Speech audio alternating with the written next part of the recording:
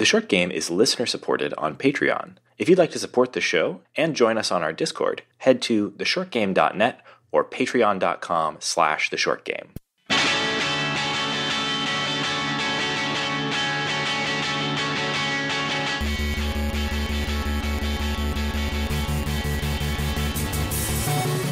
Welcome back to The Short Game, the show about short video games, games that respect your time.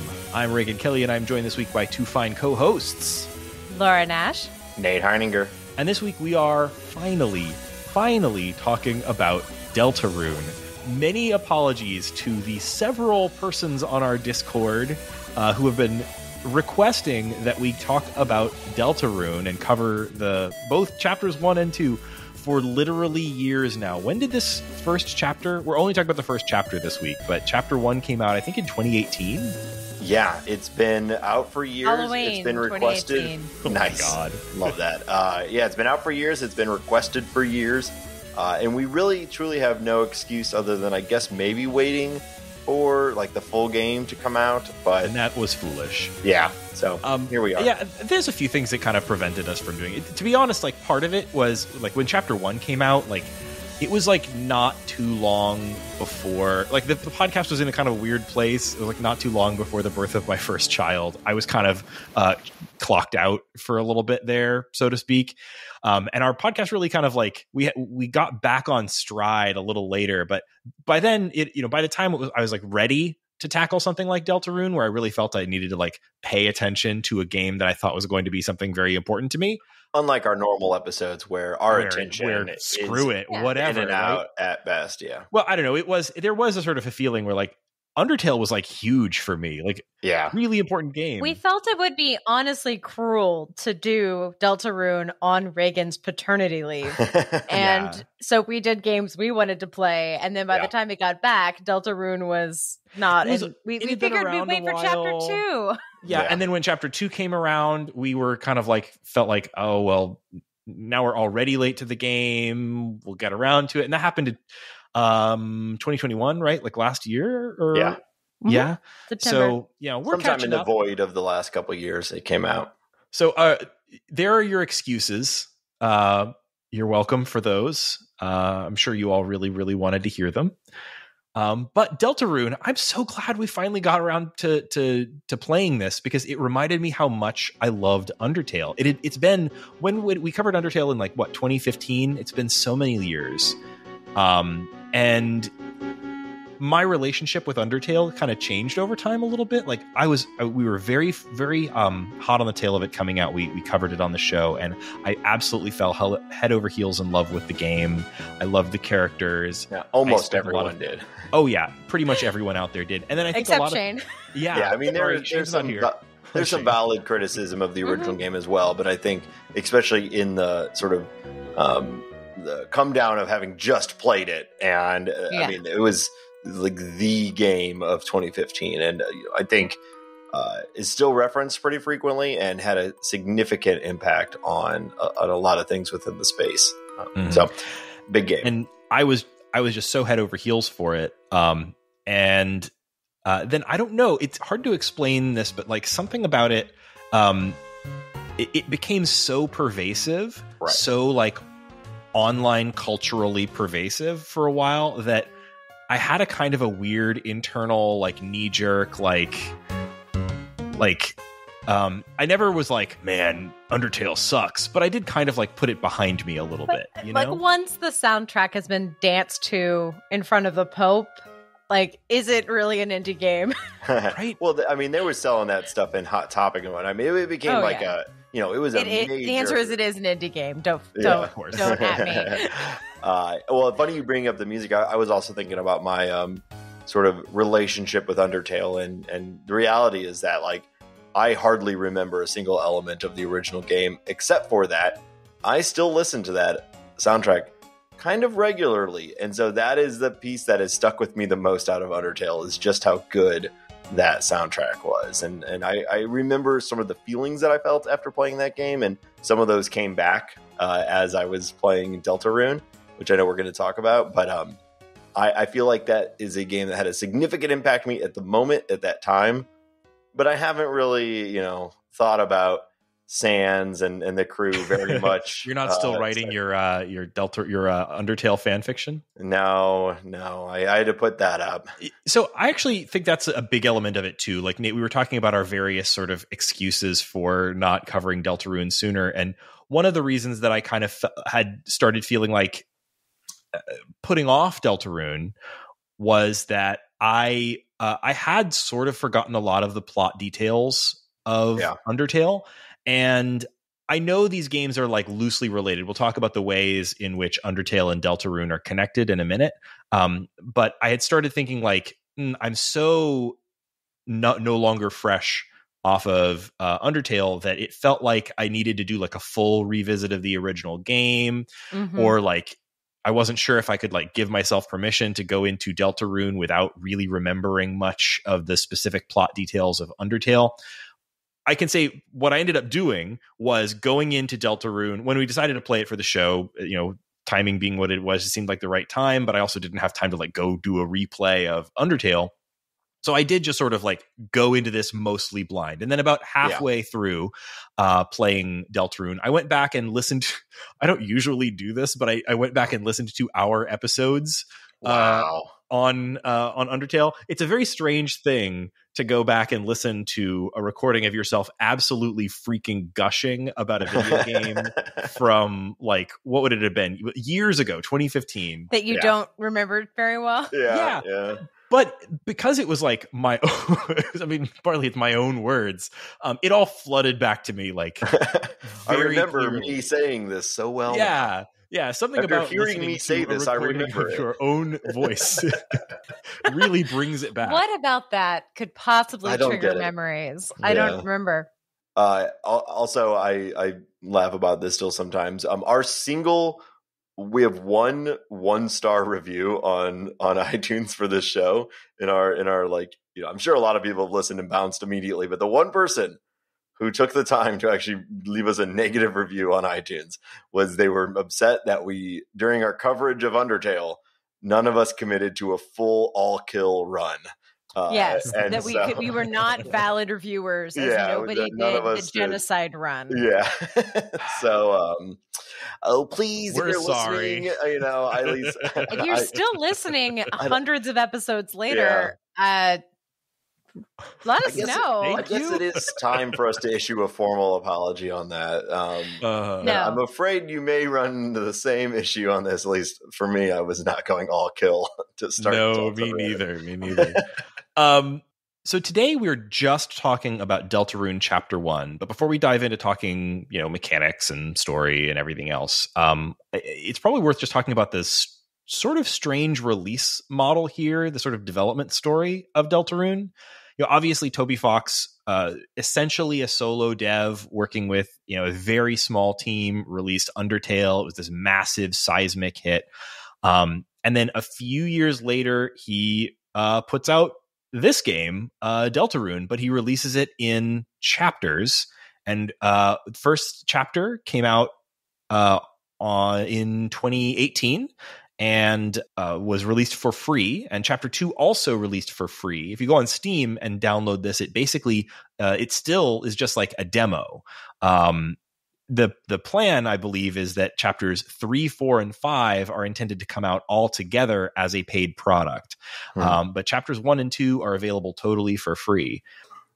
Do you know anything about the decision making on why to release like little snippets of it rather than the full game like they did with Undertale?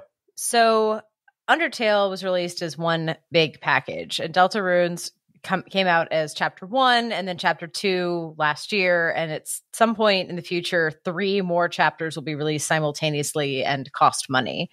And the reason that Toby Fox did this is because he said it took a couple years to do the first bit, and it's more satisfying to like think of them as separate connected games. Because he said, I think the quote is, I have no estimation of its completion. It could take up to 999 years, depending on the efficiency level. So I think he's just being really careful with estimates and releasing as it goes. Yeah, I have to imagine there's a degree of also like Undertale was such a massive hit, and like there's so much pressure for your follow up. And, if he made this part of it to think of it as like, well, here's a piece I can put out. I'm proud of it. I can keep sort of the I don't know, not attention. I don't want to be cynical about it, but like just keep the, people connected to him and to his product. If he really knows that like Deltarune is going to take him 10 years to make, like by the time he could release the full game, it might've been too late to really engage your former Undertale fans. But releasing like chapters every few years at least keeps people engaged and connected to like the Undertale Deltarune world. Yeah, the original plan was to do the last 4, to only do one and then release the other ones as the bundle. But he said, like, quite frankly, it's hard for both creators and fans to go a long time without a release. So it was a pandemic. Yeah. Well, and it's a good chunk of game. I mean, we've covered games that are shorter than the chapter 1, 3-4 hours, maybe, depending on, how much you commit to and how long it takes you to get through parts. I think that the plan is for 7, very George R. R. Martin of him, but we'll see. Yeah, this is going to be going on until we're all old and gray. Yeah. Well, the HBO Undertale show will, really... it'll wrap things up first. Yeah. Oh my God. I also do sort of feel like this is a bit of a like giving back, like gift to fans kind of thing. I mean, ultimately it will be a paid product, but like Undertale was such a seismic hit and has this massive, very devoted fan base. It's kind of a bold move to say like, oh, I've got this huge hit, and you know what's going to be my next big project? More of the same. And there's a level to which like there could be a negative. Like if he'd released this like Deltarune Chapter 1 as its own paid product thing, I'm sure dedicated Undertale fans would have loved it, but critics, I think, would have looked at this as like, well, that's a small, slight slice, and in comparison to Undertale, there's not enough new here, et cetera, et cetera. I think it might have gotten a little bit slammed. It's great music, but maybe people wouldn't have responded so well to it. Whereas with this, because it was released for free, I think it changed the conversation around it, and it made it more about this sort of like it made it this event, right? That, this chapter release, the next chapter released, and it's building to something. And I think it gave people time to like sit with this as a thing and say like, okay, Toby Fox and his team have more to say here, even if they're basically making another Undertale with slight variations. There's still something here. Yeah. I mean, I definitely prefer free and soon rather than expensive and late. So yes, I think you're right though. I think it is definitely almost. I think your goodwill with your fan base is a lot higher when you do something like this. And Undertale was fantastic. I don't think there's much of a problem with the second game being just more Undertale, even though like how many games now have basically tried to be Undertale 2 or copy all of the elements of Undertale 2. There is still something, even now we're 7 years after the launch of the original Undertale 2, that like playing at Deltarune, it's like, well, this is still very Toby Fox, and I've not really played anything else that feels and sounds like this game does, even though it's been years since the original came out. Yeah, there's so many things about his work that is very like unique to him. The music is a very obvious one. Like he's just got this sense with the music that's got these like character melodies and like leitmotifs that keep coming back. It's got this. Yeah, it's wonderful. Toby Fox score is like a very specific thing. It might be the best part of Undertale, honestly. But like other stuff too, like his graphics style is like so idiosyncratic and minimalist, but like super works. there's times where the graphics are like black screen, extremely vague, single, 1-bit white drawing on screen, but where you are. Like he has this incredible art style. And obviously he's not the only artist here. He's working with like great artists like Temmie Chang, but like it can be so bad at times too, and I think that's like intentional. Like the characters, there's like little cutscenes, and there's one where a big character is like walking across the screen, and it just looks so not like walking, but the sound effects are like walking, but you're like, how is this thing actually moving in the way that it's being depicted? But it's funny. And I think it's very intentional. There's so much charm. That's why, like, when we first played Undertale, I felt like it had this kind of vibe of, like, brilliant outsider art. Yeah. Right? Like, there's nobody more inside than Toby Fox now that he's, like, the mega success. But, like, there's something about his style that has this feel of, like, it feels like finding a brilliant work by some outsider who's never made a game before, because it's so idiosyncratic.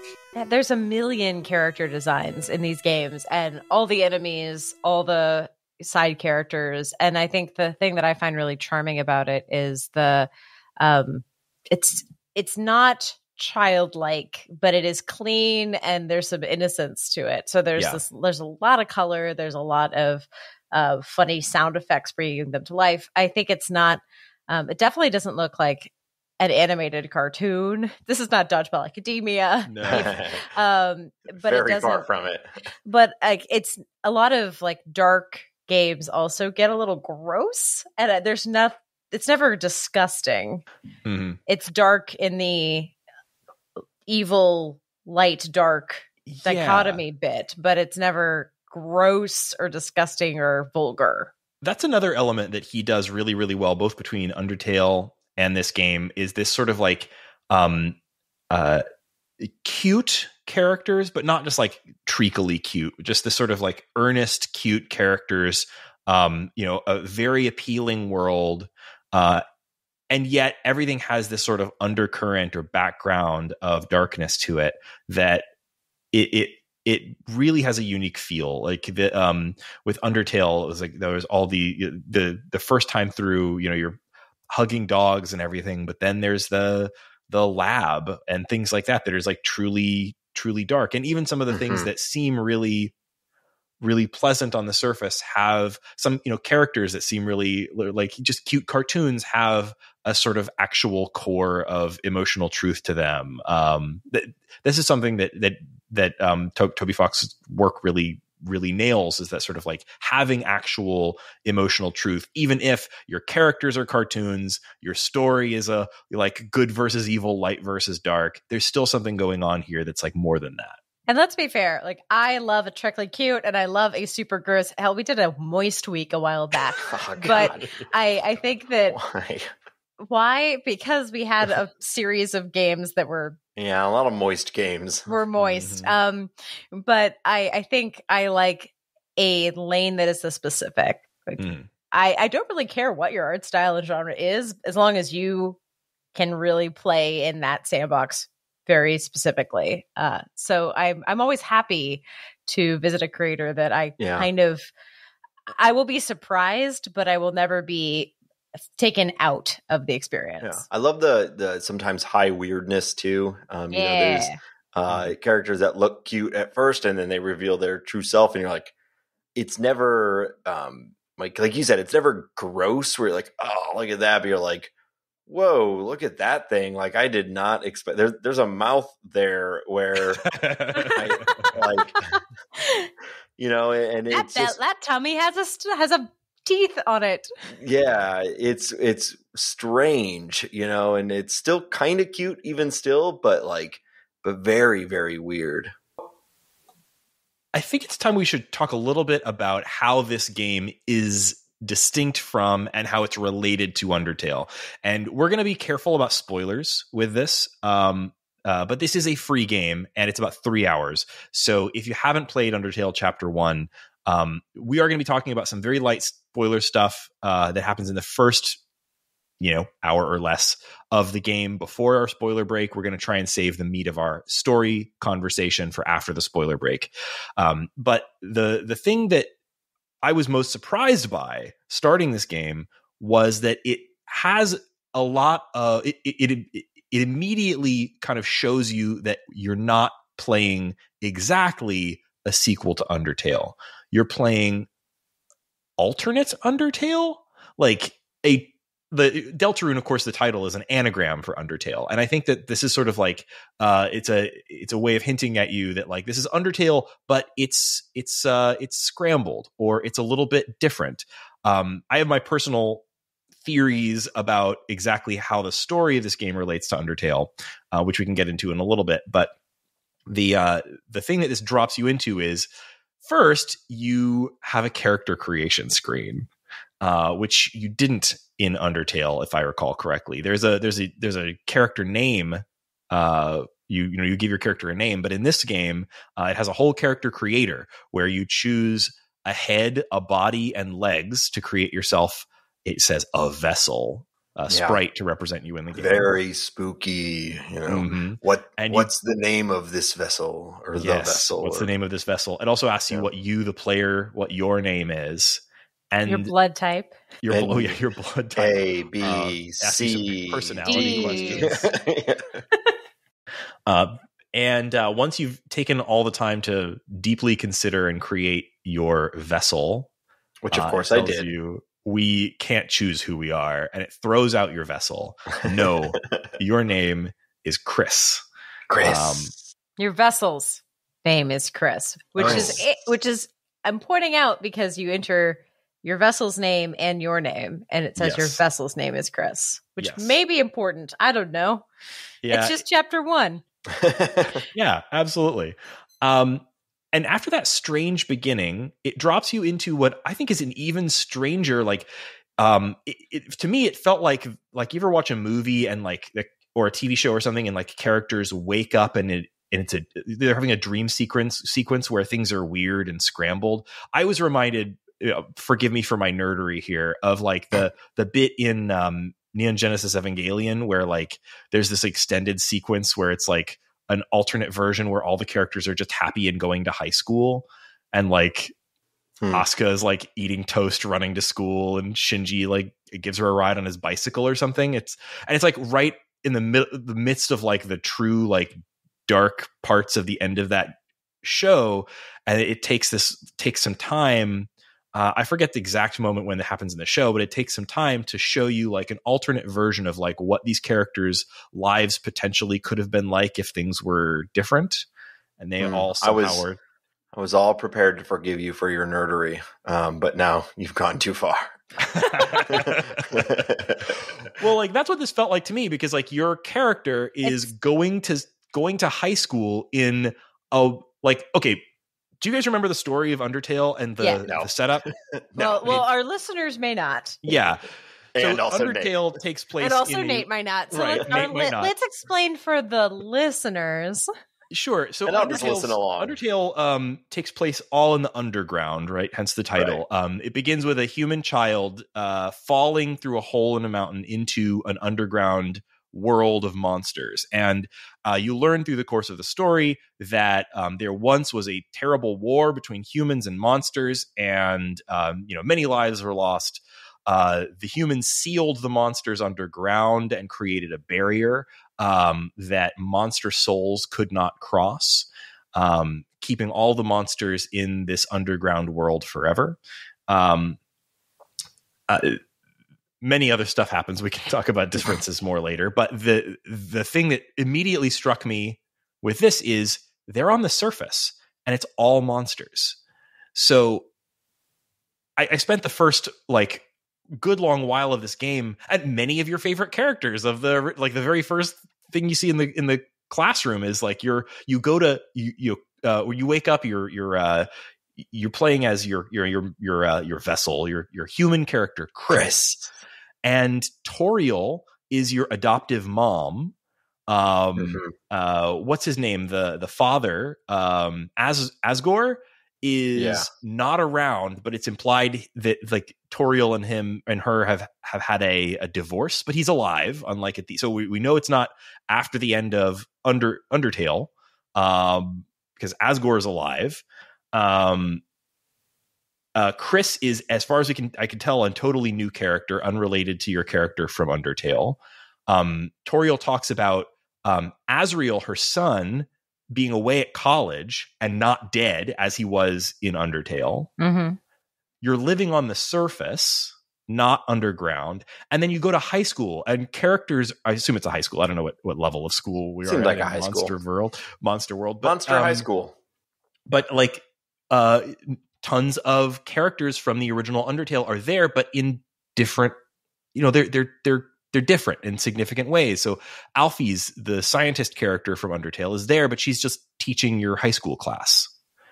And you get to explore the town later, much later. But like that's what you get in the beginning, is like, this clearly isn't the same world as Undertale, but it is significantly connected to it. Yeah, or it's not the same instance of the world. It's not the same moment. This is where, like, my best guess here is this is a world where the war broke differently. Like the war between humans and monsters. It made me wonder, like, is there an underground world where all the humans are living at this point? We don't see that. But we do go to a underground world, or at least we go to a dark world, but is it ever really stated that it's underground? I don't think it's the same as the underground. But they fall, Yes. So I kind of. But they also change color schemes when they fall. So this is. We won't get into detail pre-spoiler, but there is it's a portal fantasy in some ways. You go through a, dark door. It is yet another Alice in Wonderland story, just like Undertale was. Yes. But it is different in some significant ways. So yeah, without getting into the story that we're going to talk about post spoiler, like, this is it starts seeming at first like it's like a weird inversion of Undertale, or like a weird AU, like an alternate version of the story. But I think it's more complicated than that. And it's hard to really put your finger on, like, how this might be related to the original. It is nice, though, that it is pretty completely independent of the original. There's no need to rack your brain for story details. There's lots of nods to the original here, but there's nothing where it's like, remember that important detail from Undertale? You better remember it, or you won't be able to progress or something. And a reference that will make sense to Reagan and not Nate, it is very much like a shared universe of a romance novel world where the couples from one book show up somewhere in the background of another. Like, that's kind of what you're getting here, where the characters are referenced. They have no plot bearing. Oh, Nate, come read romance novels with us. Okay. Yeah. I thought, like, my first thought was about fan fiction. Fan fiction as a medium is full of AUs, alternate universes, where, like, I'm going to write my version of Steven Universe, but this is the coffee shop AU where everyone, all the gems are humans and they all work together in a coffee shop, and I'm just playing with character dynamics. Ross and Rachel. This didn't feel terribly fanficky to me, because it was as if you wrote a Friends AU, but the only background characters were like the naked guy out the window and Janice, and they weren't even plot specific, right? Yeah, it is a really weird approach, and I have to feel like it's going to pay off, right? Like, I feel like Toby Fox is setting us up for some big, interesting reveal here. But again, we're only talking about chapter 1 here. And I don't think, like, there's some surprises in chapter 1.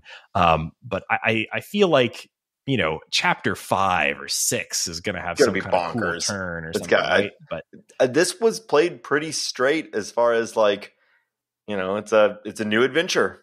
There's you get your character Chris fall into a dark world, and a whole new Undertale style adventure has begun. And there were definitely times where I was like, am I missing something because I don't remember? Especially later when you do get to, like, explore the town. But I think it's all just jokes and references, and I at least didn't feel like I didn't misunderstand the story or anything like that because of my lack of remembering anything about Undertale.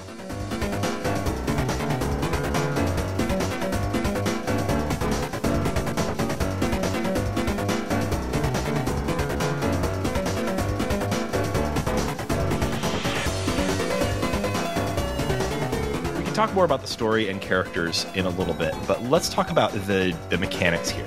If you remember the mechanics of the original game, Undertale, then you're in very good shape here. Very little has changed, but my feeling was that this was, I mean, part of this is that we're in Chapter 1, but my feeling was that this is kind of toned down in terms of difficulty versus Undertale. Yeah, I think that's Chapter 1, though, because, Undertale was pretty easy to begin with as well, and it wasn't until you got deeper into the game and you got into those really chaotic fights that I felt like it got really challenging. And this one, there's only a few fights that aren't just your sort of run-of-the-mill, random encounter monsters, if you will, that I think are intentionally not challenging. So I suspect that it's going to get a lot more difficult as the game goes along. I have played Chapter 2 and had my first deaths in Chapter 2. Okay.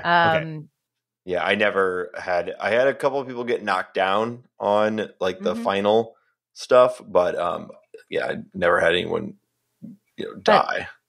But I'll say it to me, this was an interesting evolution of the Undertale mechanics, which if you're listening and you're unfamiliar, I'm sorry.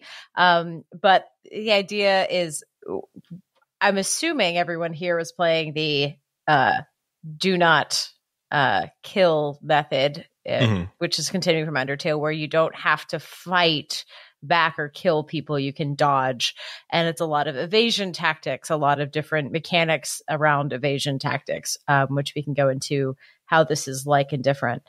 To me, this was much more tutorialized than Undertale, where there's a lot more explanation, and there's even like tutorial lessons at some point. Yeah. Like you can spend your time actually learning to be better at those mechanics versus Undertale, which is always challenging you with a new variant of it, and it kind of, you learn it or you die. This one felt a little more interested in training you along the way. Yeah, there are a few very specific changes. The biggest and most noticeable is I'm pretty sure the way that it handles, multiple characters in your party has changed pretty significantly. If I remember correctly, and you guys correct me if I'm wrong, I'm pretty sure in the original Undertale, you pretty much only controlled the main character. Other characters would be with you, but when you went into battle mode, you had your menu for your actions that you could choose, like fight, action, mercy, item, I think. Whereas here, you have, almost from the very beginning, multiple characters. You have Chris, Susie. Oh God, I love Susie. We need to talk about the characters. Man, I was, before you could even mention it, I was going to say, I bet $1 billion that Susie is Reagan's favorite character of all time. Like, I'm surprised you don't already have a Susie tattoo. Like, what a mean girl that's also kind of wacky. Wow, cool. Monster. She's super cool. Yeah. And also Ralsei. I hope I'm pronouncing it the same way everyone else pronounced it in their heads. Yeah, that's how I was. And like more characters come on later.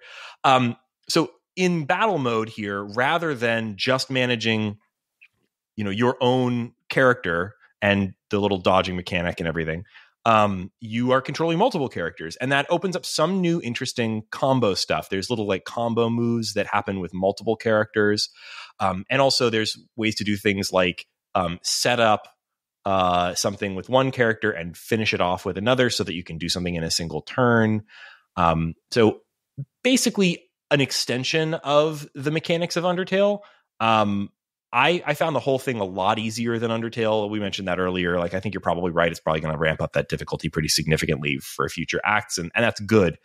But it also is, I think, way more interested in just straight up telling you to play non-violently. The first game, Undertale, like it says on the, in the Steam description, like, hey, this is a game where you can play the entire game without hurting anyone, but it doesn't tell you, and hey, by the way, you should really do that. No, seriously, really, please don't hurt anyone. If you do, you're going to waste your own time basically and lock yourself out of potentially, important endings. This game, Ralsei Well, it's Rousey. Yeah. Yeah. Shows up early on and just tells you like, hey, don't hurt anyone. We don't have to. This is a world where we can solve our problems without fighting very directly. It's like box art almost. Though, I don't know. I've only played Chapter 1. Maybe there's something more going on here. But I believe that maybe it is a reason. But anyway. And then the other thing about this party mechanic is that like Susie is a loose cannon, right? Her whole thing is like she's a tough girl. She's fed up. She doesn't want to be here, and she doesn't want to play by your rules. She doesn't want to play nice with Rousey. And so when Susie's in your party, you can't always tell her what to do, especially not at the beginning. And she just wants to fight. And so that had this really interesting dynamic here where like in Undertale, you, the player, could just decide, well, I'm not going to hurt anybody. And as long as you didn't screw up and choose the wrong menu option, you didn't. But here it feels like you're like managing a wild person in your party who wants to wreck shit. And you have to find ways to, like, for example, there's a mechanic where you can warn the monsters about Susie before she hits them to try to keep the damage she's doing to a minimum. And I thought that was a really cool twist. And I hope they do more with that. I know like Susie kind of changes her stripes a little bit, so maybe they have to find other ways to express it. But like, I think that idea of like having a loose cannon in your party that you need to like restrain from hurting people is actually really interesting and added a lot of interest to the combat here. Yeah, I thought that was really compelling too, and you had these sort of competing forces of one telling you don't kill anyone, and another one saying I'm going to kill everything, and you actually have to kind of manage that person who's trying to kill everyone. Is very interesting. I also love how, or I think an interesting mechanic is that it's only Chris can do the action move, but so you'll use on their turn, you'll use action. But they can command other people, which uses their turn as well. And sometimes like the best move is actually something that you command the other two. And so all three of your party members are burning their entire round of combat in order to pull off whatever this action might be, like, together picking up and throwing Rousey, which is a very funny one. And that's where this game, just like Undertale, there's this sort of like puzzle mechanic of if you're trying to not kill someone, you have to figure out like what is the right order of these actions that I have to do in order to solve this fight in a non-violent way. And usually that means some perfect combination of actions, sparing, and just being kind of good at the dodge mechanic, because these fights are going to go until you solve it.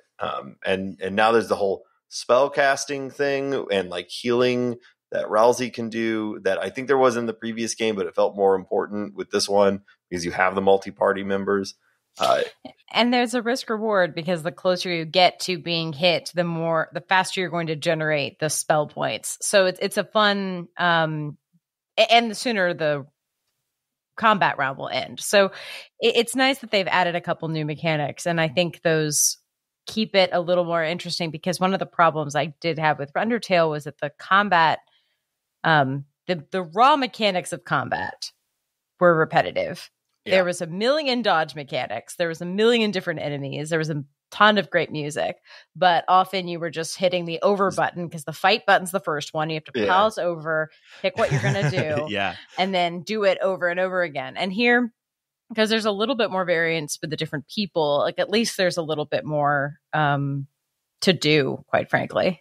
Yeah, that's something I noticed too that they kept in this game that I thought was like, it's a really interesting choice that Toby Fox makes with the combat system here, is that like you have your bar of options in combat and the first one is fight, and your cursor always starts on fight. And that's, I think, like a very deliberate choice where it's like every single time you have a turn of combat, you have to choose not to fight. It's not going to just like, you're not just hitting A to continue through things. If you're button mashing through the combat here, you're going to screw up and you're going to do the fight option, which you never really want to choose. I just sort of like what that says about it. Like you have to choose not to fight every time. Yeah. Mechanically, ultimately, like, we are still talking just about chapter 1, and there's a lot of cool stuff here, but it is ultimately like it's the first chapter of what I think is going to be a very large experience. It's equivalent in complexity to the first 2 or 3 hours of Undertale, and some nice refinements, but no huge surprises here. And what you're really like, of all the things that have lasted from Undertale, it's not like anyone is sitting here going like, "Oh yeah, the combat mechanic was my favorite part too," right? The combat, the choice making decision of combat was interesting, but I don't think we needed a considerably more elaborate system anyway. No, and really, what shined about the combat in Undertale was always its sort of the variety of like dodge mechanics, the dodging stuff, controlling your little WarioWare of it. It was different every time, and that persisted here. Like, there's still a lot of variety here. They're still coming up with interesting new ways to do that. And really, what you're coming to Undertale or these games for is the writing and the sort of implication of the decisions that you make in fighting, not necessarily. Oh yeah, I loved selecting fight and selecting my spells. That's all kind of standard stuff. You're here for the writing, for the humor, which is in full force in this game, and that sort of good blend of heart and mystery and strangeness and goofiness that these games have, that I think this game, at least so far, is pretty on par with Undertale.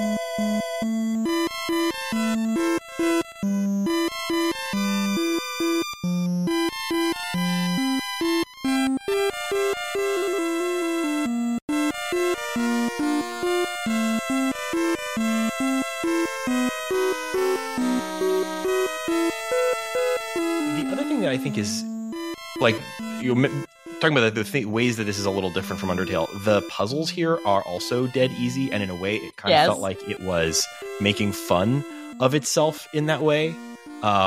Things like there's the pretty late in the game, there's that character. I won't get into the details here since we're pre-spoiler, but like, there's that character who shows up while you're kind of climbing that tower, and he keeps introducing his next big puzzle, and it continues to be like incredibly simple, like block pushing stuff. And honestly, I'm kind of glad that I never ran into an actually difficult puzzle in this. I found the puzzles in Undertale mostly to be annoying. I know Shane found them to be like a huge blocker for him. He got stuck on a lot of them, and I think other people probably had that experience too. I never got completely dead stuck on them, but I was continually like excited about the story and wanting to progress and move forward and meet new fun monsters. And every time I ran into a puzzle, it was like, one of these again, a bit of a roadblock. And here they still exist, but they've, at least in the first chapter, they kept them all really breezy. And I appreciated that. I really liked that it does not get in the way of your experiencing the story to like interrupt you with a complicated puzzle.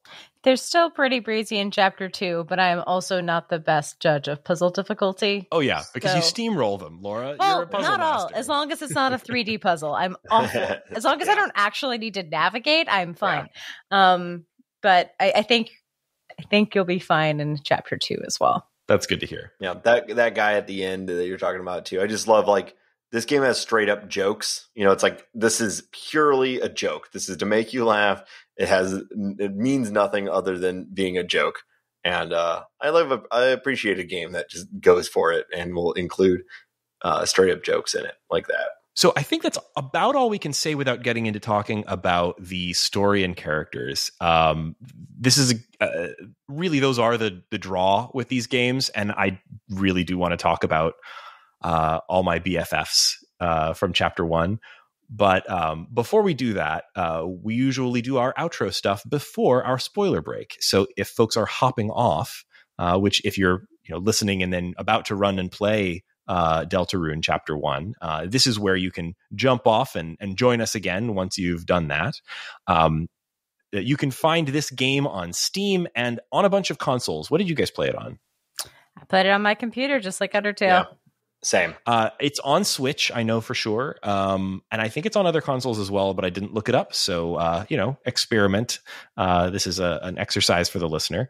But I believe it's free on all of those platforms, which is awesome. So if you want to play this on your Switch, you can download it and do that. That's great. It is chapter 1 is about 3 hours. Does that work out the same for you guys?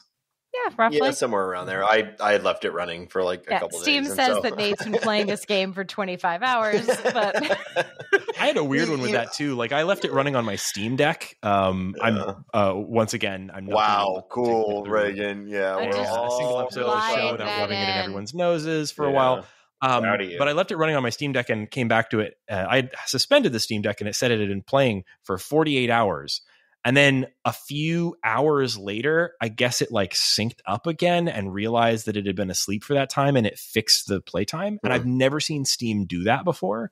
So I was really excited. I was like, oh my God, they fixed the playtime thing. I don't know if it's just a Steam Deck thing or what, but yeah, I'm pretty sure it was just 3 hours. Well, I mean, maybe I left it running overnight. Maybe some of those puzzles are a little harder than we, made them out to be. That wasn't my implication. You have to push that box one slot to the left. It took me a while. I tried hard. I tried kept hitting that swap button and hoping. I tried pushing it right. I tried pushing it up and down. I never thought to push it left. So, yeah.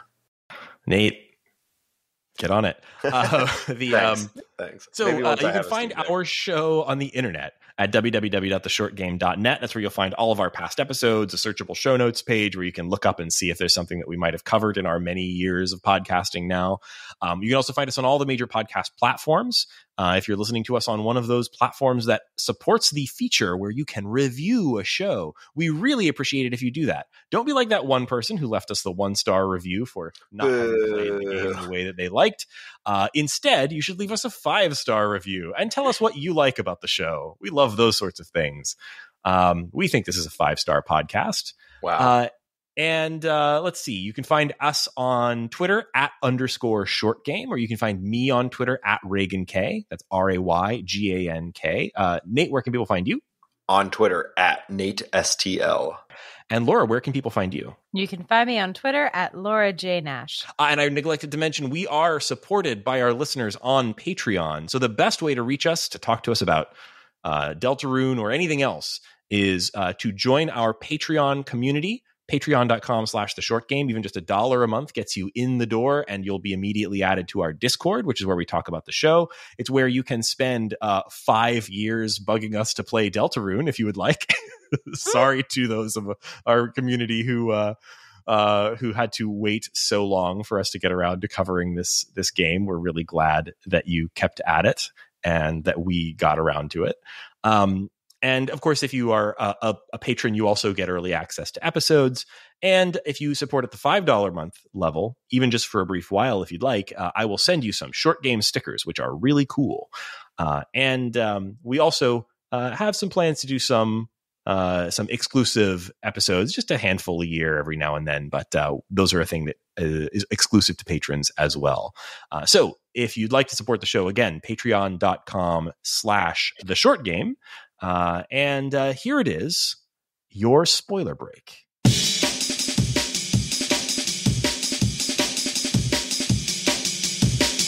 All right, so there's no dating in chapter 1.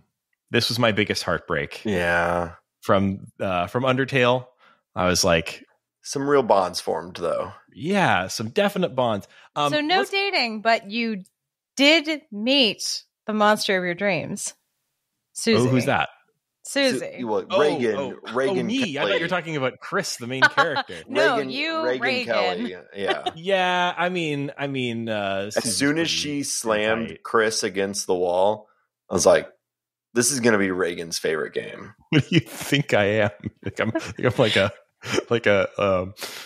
I know exactly what you are. Hurt me, mommy. Well, it wasn't so much the Hurt Me Mommy. It was a literal when they said like mean girls and soft boys. I know. 100% of games where there is a girl character that is even remotely mean, you will be the first one in the episode to be like, I just loved this character. So it happened in this one too. And it's cool. Hey man, live your life, live your truth. I love it. I think it's good for you that, that there are, what you like and it's represented in games. I think it's wonderful. And you're basically Lancer is essentially a self-insert. Susie's the coolest thing I've ever seen. How dare you? There's a lot of Reagan and Lancer for sure. No, God, just in the love for Susie. And the zaniness. Susie is great though. We talked about the beginning of the game, going to school, talking tutorial, going off to school, having your class with Alfies, and then Susie's the troublemaker in class, and she gets sent to go get some chalk, and her bad girl thing she does is eat the chalk. She ate the chalk. So funny. And you and her have to go into the supply closet to get the chalk, and that's where you enter the dark world. So what do you guys think is going on with the dark world? I know we're skipping ahead a little bit, but what's going on there? Because when you come back, the whole room is filled with stuff. It's spoiler break. There's no rules. Right. There's no rules. Because after that, you go in, that's when you can explore the town. And because in that room, there's the chessboard knocked over. There's all the decks of cards. It's like all cabinet full of cards. Yeah. Yeah. The imagery that you just went through in the game. And I was starting to expect there to be in the real world now and you were there and you were there. It was definitely, the end of Wizard of Oz, right? It's exactly that. But time has actually passed. No one knows where they went. And they both have full obviously memories. They were in there sniffing glue in the supply closet. Yeah. So there is, it's definitely not it's one of those things where, it didn't happen or whatever. It clearly, or at least to me, it seems like it clearly happened. But, why? I hate nothing more than it was all a dream. Oh, yeah. It's a trope for a reason, Yeah. But this is not that exactly. It's clearly something weird going on here. And I'm going to be quiet because this is touched on in chapter 2. Not explained, but there is more information given. So I assumed, looking forward to that. They fall into the dark world and pretty immediately meet Ralsei, who is oh, good. I'm so glad you're here. You fulfill the prophecy. And at first, and I still kind of feel this way, I feel like there's something else going on with Ralsei. Now, obviously, we saw their true, who they actually are at the end. But still, I don't know. I felt like there was this darkness under Ralsei, even though they are the most friendly, kind person in the entire game. Ralsei says that she's been just hanging out alone, waiting for you to show up. Yeah. So what do you guys think is the deal with Ralsei? Because this is again, we're in spoiler territory, so we can talk about everything. At first, Ralsei has this very cool, unique sprite. I kept mixing up Ralsei's gender. He's got this sort of all black sprite. He's under a hat. He reminds me a lot of a Final Fantasy mage. A mage, yeah. I got the same thing. Although with the cute glasses kind of poking out of the darkness. Well, they make jokes in the game about the standard party formation in a JRPG with a healer, a mage, and and so I do think there's some degree of attempting to make Ralsei look like a Final Fantasy mage, basically. But of course, towards the end, Ralsei takes off his hat, and he is a boss monster, which is the species name that the Undertale fandom has assigned to the creatures that are the goat-like monsters that Toriel and Asgore and Azriel, or whatever the son's name, all belong to. So that immediately had me thinking, is this Azriel or whatever his name is? But Chris would know that, because Chris is Azriel's brother, or adoptive brother, and would presumably know what he looks like, and also he should be older than. Well, I don't know how old Ralsei is, but he certainly should be older than Chris. So I don't think we know yet what's going on there. but it feels like sort of like a lost relation of the like Toriel Asgore family. Right. Yeah, and that definitely undercut my feeling that it's something more sinister going on with Ralsei. But I don't know. Like, why is one of these boss monster types in the Dark World at all? Like all the other Dark World monsters we see, the quote unquote Darkeners, they're the more like abstract, weird monsters based on stuff like chess pieces and things. So like Ralsei is sort of unique. He says he's a prince, a dark prince or whatever, although he has no subjects and maybe never has. And he's just hanging out in the Dark World. And the weirdest thing about Ralsei to me is that if Ralsei goes down in a fight, it's just a pile of clothes on the ground. That never happened to me. It's really weird. Yeah, he interesting. Just disappears and leaves a pile of clothes, and it's like, what? Huh. Well, now I don't know what to think. So I don't know what's going on there. Boy bakes cakes. That's all I know. You do bake a cake. He's a lovely character, though. Like, it's nice to have like a little like bundle of positivity in the game, and he's just an adorable character. He's like clearly like fan bait, right? I also think Ralsei is one of those like meta characters because of a few things in chapter 1 and a few things in chapter 2 make me think Ralsei knows more. That's what I mean. The world of the game. I think there's a lot more going on with Ralsei, and you essentially break apart from them at the end of chapter 1, and I assume they are a major character through the rest of the game. And Toby Fox is no stranger to like doing that sort of like you loved this character. Well, here's I'm going to pull the rug out from under you, and turns out they're actually bad. Look back at things like Flowey in Undertale. But you never want the healer to be the bad guy. No. So yeah, I do think that like there's definitely more going on with Ralsei, and there's something that he's not telling us. But at least in chapter 1, he's really played as like a truly lovable and earnest character who just wants to fulfill the prophecy and close the dark fountains. Yeah. So there's some kind of prophecy in the Dark World. You're trying to fulfill the prophecy, et cetera, et cetera. And there's a whole lot of goofaroonie right in the middle of it, where Lancer, you meet Lancer, the goofball son of the big king or whatever, who is, I guess, supposed to guard the castle and ends up palling around with Susie, and Susie becomes like turns on a dime from like intimidating tough girl to like Saturday morning cartoon, silly, like stupid, where like they like prankster. In that like weird, silly, weird sort of like obtuse thing where it's like a complete 180 switch for how Susie is behaving. And then, you go through a whole series of wacky hijinks trying to catch up with Susie. I have to know, what monster did you all make in the monster making machine, where you get to choose a head, a body, and legs or feet? Do you remember what you made?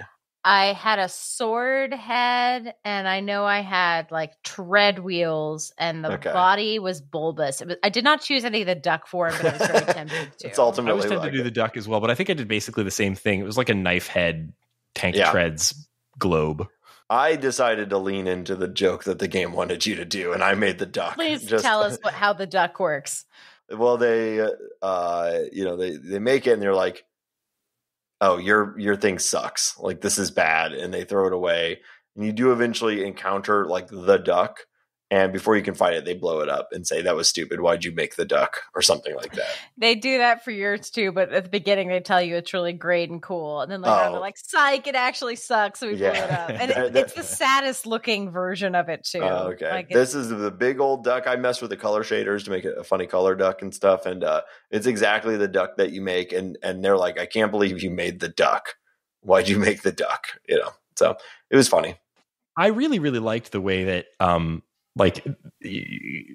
essentially the whole middle of the game, or the middle of the chapter, is this sort of interplay between Susie getting tired of your goody ways and going to hang out and becoming friends with Lancer, and kind of seeing their relationship develop, and then the two of you coming back together, Susie coming back to your team and eventually Lancer joining your team.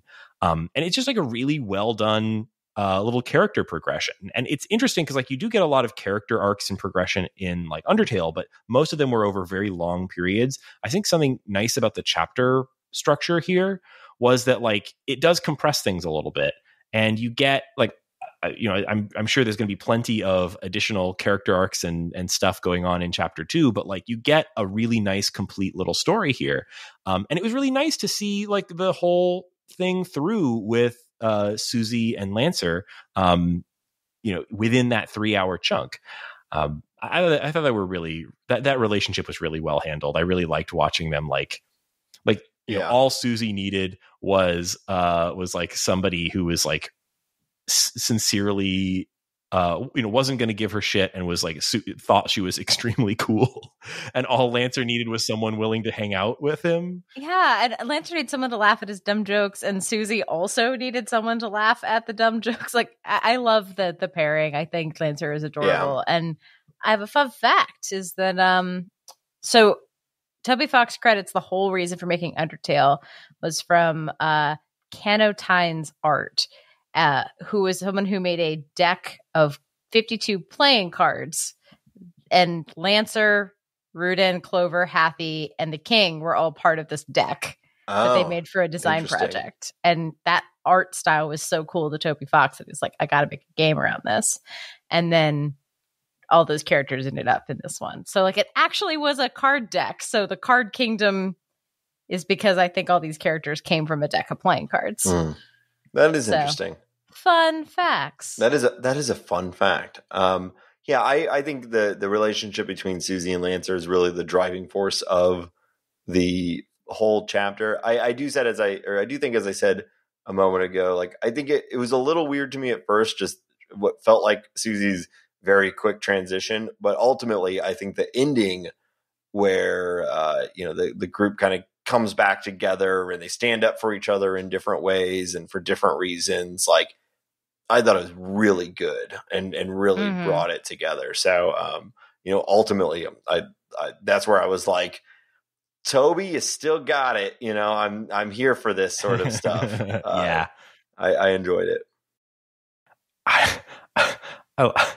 I love these characters, man. It really like I wasn't sold on Lancer at first. I thought he was it's so goofy. Yeah, I mean, Lancer calls like sweet basket of eggs is an insult from Lancer. It's so silly. Man. It's almost it's like right on the edge of just. And I was kind of expecting the dark turn with Lancer, right? Like he's he's a little villain character, but I kept expecting like the Flowey turn with Lancer. I think that this game is holding that back for something else, but it was so lovely that like Lancer actually has like a good guy turn, and he's a really cute, fun character to. Seeing him try to like negotiate the situation between the dad, who he was clearly scared of, was a little bit heartrending and cute. I just loved it. I thought it was really great.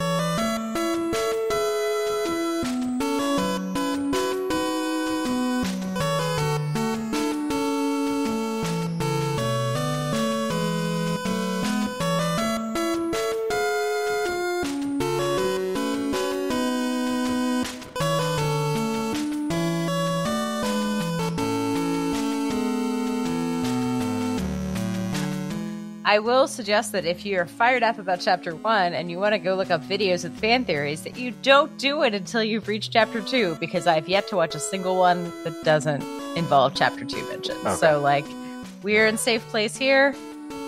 Maybe don't go on the internet. And well, and we're going to do an episode on Chapter 2 eventually as well. So yes, yeah, and probably fairly shortly. Like it's not going to be our next episode. We've got probably a Playdate episode coming up soon, and we've got a couple of other things on the short list. We couldn't play any dates in this game, so we're doing a Playdate episode.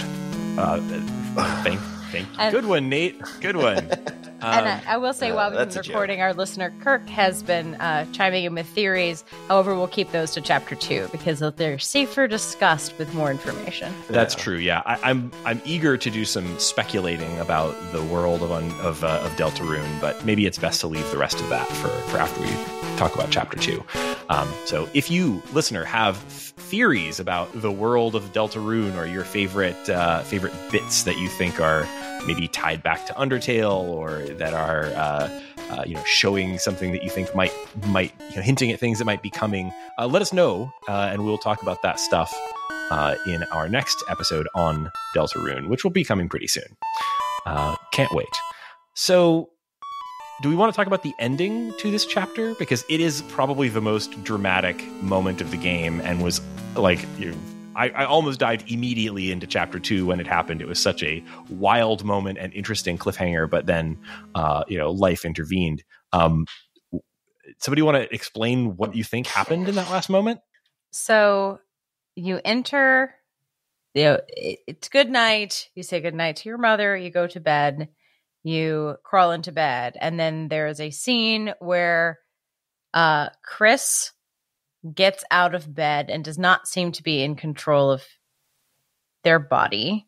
And there's some like zombie-like movements to the middle of the floor. They have red eyes, which was something that you definitely saw in Undertale. The head turns to the camera, and the eyes are blood red. And there is the soul, the heart symbol, but what the game calls a soul, is ripped out of their chest, thrown into a bird cage, and then you see a knife. Darkness, end of chapter 2. Yeah. Something that I didn't notice at the time, but saw referenced when I was trying to read some things about the end of this chapter is that you lose control of Chris during this segment. It's a cutscene essentially. Mm-hmm. But once the soul is torn out, if you wiggle your joystick, the heart wiggles. So it kind of implies to me that you as the player are controlling the soul, and by tearing out the soul, it's like severed the connection between the player and the vessel, so to speak. Interesting. I do not know what's going on with this. I'm very curious. Laura's obviously played some of chapter 2, so perhaps some of the implications of this are more known. I know the resolution of this moment. I do not quite know. I do not know more than that necessarily. Yeah, so it is a bit distressing to think that perhaps we're playing a soulless vessel, a husk of some kind, through the rest of Deltarune. But I'm really curious to see where this goes. What happened to that soul? Yeah, and everyone keeps telling you look a little sick, and Chris is normally quiet. People are you're acting different, and it's unclear if it's because you have taken Chris on a portal adventure or if it's because you have taken over Chris on a portal adventure. Yeah. It's all very... And I especially wonder, again, I haven't started chapter 2 yet. I especially wonder, how are they going to handle the heart for the dodging mechanic in chapter 2? Because if Chris rips out their heart at the end of this, or their soul, that soul is a very physical thing in Undertale, and every time you're in combat, you have the visual of that soul on screen, and it comes out of Chris to enter the little square on screen to do the dodging. So I'm wondering well, what does this mean for chapter 2? I'm really eager to see. I'm sure we'll talk all about it. There was a lot of weird responses from people in the town that I didn't quite understand, that I was hoping I would understand more as the game goes along. Because also, why is the town all? It might just be video game stuff, but the town's completely blocked in too. Every street is blocked off. Some of them with police tape. I think if it was just it's a video game and we don't want you to go over here, Toby Fox would have done it in a more nuanced way than having big barriers on the. I didn't really think about that. That I don't know if that's something that we're going to see more of or more about. I don't know. I did spend a lot of time going and talking to everybody, and you go and meet, for example, Sans for the first time. He's just moved to town, and I think the skeleton. What's his name? The skeleton. I think he's in the house next to him. Because if you knock on the door, Papyrus. Yeah. you knock on the door, it's just like no one's home, but you hear the sound of rattling bones inside or something like that. Yeah. I think so too. And I also thought it was like clearly trying to set something interesting up with the sort of reindeer looking classmate and her father. I think her name is Noelle Holiday, which I think is very funny for a reindeer. Yes, it's wonderful. And I'm looking forward to seeing more about her because like she seems like, a very devoted daughter and coming into the hospital to talk to her dad and seems like a cute character. And so I'm hoping there's more with her in chapter 2. Looking forward to that, hopefully. Did you talk to her about Susie? I don't remember. What did she say about Susie? Asked a lot of questions about Susie and how you know Susie. And I was real curious about Susie. Oh, okay. At the end of chapter 1, if you keep asking, she's like, so you hung out with Susie all day. What's Susie like? Tell me more about Susie. And I'm like, all right. That's what I like to hear. Mm-hmm. Yeah, so I think there's definitely setting up some good characters and interesting situations for the next chapter. I'm assuming we're going back to the Dark World, but I don't know much about what's going to be happening. I'm eager to see it. Yeah, part of me thinks he was just like, all right, I'm writing this. I know it's going to be long. I've only really written chapter 1. I'm just going to populate the ending scene with like 1,000 little stories. And, maybe some of them I'll end up using and they'll flesh out chapters 3, 4, 5. And some of them will just be, it's a weird world. It's all just character building. It's all fine. I was intrigued by a few random things. There's a graveyard with 4 graves in it. Mm-hmm. And I had to look that up because I was like, this feels like something familiar from Undertale, but I didn't know what it was all about. And I believe they're related to the character, the like amalgams or amalgamations or whatever they were called.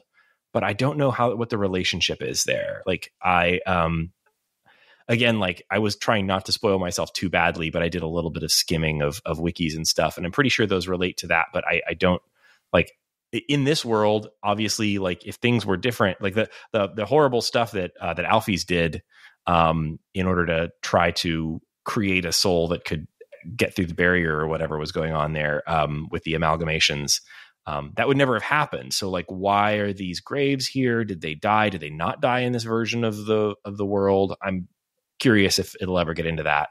Yeah. There's that locked building that I think, what did it say? It said something about like, I forget the details now. I need to go back to it and look again. But there's like a locked building that seemed really like the music goes silent when you walk down to it in the town. It said like some character name, and I don't remember the character's name. Something very strange was going on with that building. I'm assuming something. I don't know. I was also thinking about the creature or whatever in the prison in the tower in the castle. Did you go down there and you have to go and get like a key from the old cat at the shop? Did I might have missed that? Yeah, when you get in the elevator for the castle at the end, there's a floor. If you go like back to the elevator and look at the buttons, there's a floor that's just question marks. Oh. And if you go to it, you go to like a creature, or you can't really see it, but you're talking to it through its like cell. And it's like the rest of the world is caged. I'm the only one that's actually free, and it's kind of spooky. And it's like, but I wouldn't mind being out of here too. Why don't you help me get me out of here? And it's like, go talk to the old shopkeeper. And then if you go and talk to the old shopkeeper, they're like, yeah, that thing. Yeah, I was a part of putting it into the cage. But you know what? Maybe it's time to introduce a little chaos into the world. Here, go ahead and have half the key. You got to get the other key parts before you can let it out. And then it's kind of like a riddle that I was like, well, I want to solve this, but I want to get through chapter 1 to talk about it for the show. So I didn't follow through with it. But I don't know, some sort of eldritch horror, I guess, that you can, or Undertale is probably like a puppy or something that's going to come out whenever eldritch dog. Yeah, but it sets it up as like, it's a chaos being that is like locked in the castle. So I'm assuming be able to go back to it, but maybe not. I don't know if it's just an exclusively chapter 1 thing that I just like barely scratched the surface for. I don't know. I am very intrigued. Yeah, there's a lot of like mystery to this. I think when I finished Undertale, I spent a good long while just sort of combing through wikis. Yeah, and it was a very rewarding thing because the game had a lot more going on under the surface, or like connections that I hadn't made. And I feel like that's gonna come here too. But I'm not sure if like the fandom hasn't caught up to Toby Fox's imagination yet. Here, there's a lot of mystery still. But I am interested. People also are analyzing every bit in this thing. Yeah, I am also interested just to see how this game plays out if you do a more like a murder run, because just I wonder too. Yeah, I think I read that this does not have multiple endings. Yeah. Oh, really? So because it says only one ending, and then it says question mark. So right. Who knows? Yeah. Yeah. I mean, because you fight like principal characters pretty early, and so like I don't know. Seems like there must be some way for them to not die still, even if you choose to fight them all the way through. I don't know. Mm-hmm. Well, unlike the previous games, this one has multiple save slots. So if you want to go find that out, you probably can just do that. I remember the original game made some very creative use of the save mechanic, and part of that was that you really did only have a single save slot, and you couldn't just go experiment like that. Yeah. And of course, there were many things that the game did where you would maybe go and do something and then like close the game without saving, and then the game would call you on it. Which is wild and very fourth wall breaking. So and you can copy your save file to another one, and it has cool little weird text. This totally sidebar or unrelated, but a thing that I thought was very funny that this game does a couple times that I don't think I've seen in a choice-based game is when there would be like multiple options up on the screen, and you'd go to move to select one of them, and they'd be like, no, never mind, you don't have a choice in this matter, and they would like force you into whatever the the narrative was. I just thought that was funny every time, and it seemed like such an obvious joke to do in a choice-based game that at least I had not seen before. I don't know if it's been done in other places, but very simple and very funny. I like that a lot, yeah. So looking forward to covering this again when we talk about Deltarune Chapter 2, which will hopefully be soon, and maybe someday, before the heat death of the universe, we'll get to talk about Chapters 3 through 5. So looking forward hopefully. to it. But I'm glad we finally talked about this. Yeah, and we did all of our admin and outro earlier, so we can just say, listeners, thank you very much for joining us on this episode of The Short Game.